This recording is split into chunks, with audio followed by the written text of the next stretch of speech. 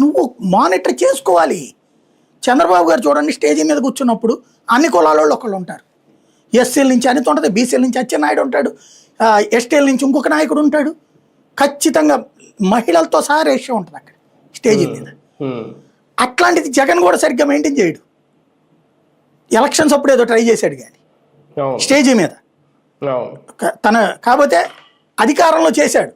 ఏది మంత్రులు, ఉప ముఖ్యమంత్రులు ఇట్లాంటి వాటిట్లో బీసీలకి టికెట్ లాంటివి ఇచ్చాడు అతను ఓసీ ప్లేసుల్లో కూడా.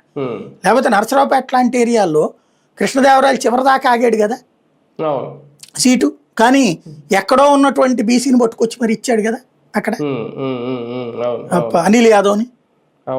ఫెయిల్ అయ్యి ఉండొచ్చు, కాకపోతే కంటిన్యూ చేసినప్పుడు చూస్తారు జనం రేపు పొద్దున. తను తెగిచ్చాడు బీసీలకి పెద్ద న్యాయం. ఎందుకని ఇప్పుడు వీళ్ళు ఈనాడు 2 రోజుల నుంచి రాస్తున్నాడు జగన్ టైంలో చేసిన లెక్కల సేకరణ అన్నటువంటి కులగణనే 50% మంది బీసీలు ఉన్నారు, 18% మంది ఎస్సీలు ఉన్నారు, 5.5% ఎస్టీలు ఉన్నారు, 23% ఓసీలు ఉన్నారు.